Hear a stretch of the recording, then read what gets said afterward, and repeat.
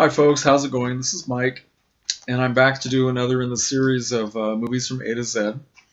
And this time I've picked, well, this is my W film.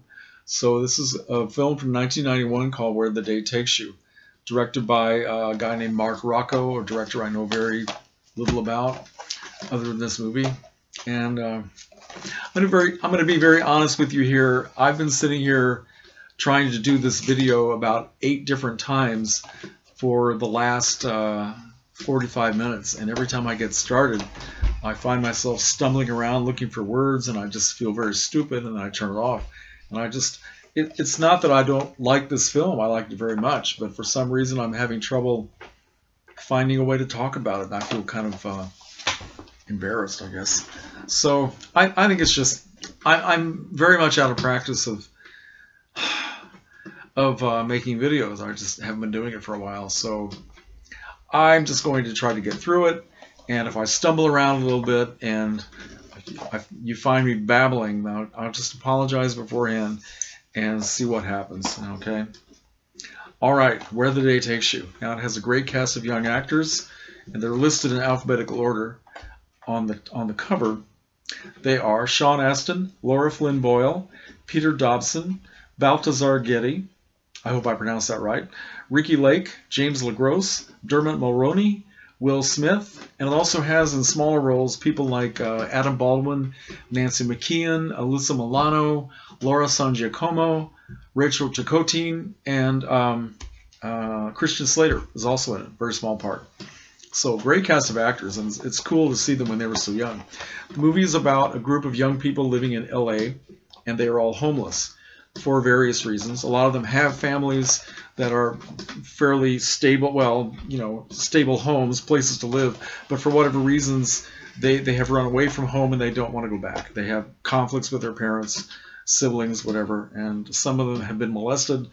And a lot of these people are, well, they're involved in some of them are involved in prostitution, some of them are using or selling drugs, sometimes both. Some of them are committing petty crimes. Most of them are just begging for money and change on the street corner, from people passing by, things like that. And they seem to spend most of their nights living under one of the freeways. It's got this big cavernous space where just a whole bunch of homeless people sleep every night. They keep whatever possessions they have and try to keep out of each other's way if there are conflicts and fights going on. In a way, the film, I think it's a very good film and it's very believable. But I think in a way, a lot of these actors look way too healthy to be homeless. It's kind of hard to believe in a sense that they would look quite that good and that robust being homeless. But that doesn't take away from the effectiveness of the performances and the situations in the film. The default leader of the group is Dermot Mulroney, who plays a guy named King. Now, I don't know if that's his real name or if that's a nickname, but in a sense, he is sort of the guardian of a group of people: Sean Astin, Balthazar Getty, Ricky Lake, and Laura Flynn Boyle, who is new to the group as the film progresses. She's somebody who's just run away from Chicago from her family, and she becomes kind of romantically involved with Dermot Mulroney, who is a very, very likable guy in this film. He is about as honest and stand-up as you can get for someone who is begging for change on the street. And he's very protective of all these people. He tries to steer them away from violence, especially violence using guns, which can get them in a lot of trouble. He tries to prevent them from using drugs. He doesn't use drugs himself. And so the acting honors in this film, in my opinion, go to Sean Astin, who plays a guy that is using amphetamines and downers and later on gets involved in heroin. And he gives an extremely heartfelt and painful performance. And it's not easy to watch what happens to him in this film because he ODs on drugs. It's very, very painful to watch.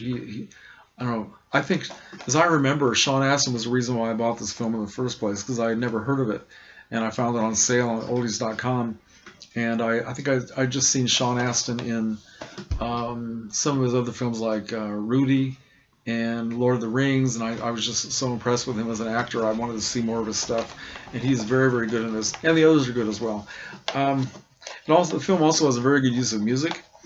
Most of the music is by Melissa Etheridge, and who is, at least at that time, there are I think four or five songs taken from an album she made in 1989, the name of which now escapes me. I just read it a few minutes ago, but I don't remember it now.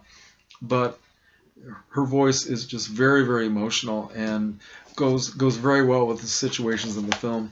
And there's also the song "For What It's Worth" by Buffalo Springfield is played at the end of the film by that group, but there's also another version of it played at the beginning of the film, and I wasn't able to find out who did that, but it's also a very good version of "For What It's Worth." And I don't know what else I want to say about this, except that I would recommend it if you are interested in any of these actors, if you like low-budget independent films which have more of a gritty feel to them, and I guess that's all. So I'm sorry if I came off as being a little nervous about doing this, but I just don't. I guess I'm feeling less comfortable in front of the camera. But anyway, and I apologize for my messy room. I intend to clean it up one of these days. So okay. Well, anyway, I guess that will do for the letter W, and I will try to be back hopefully sometime next week with the letter X. Okay, see ya.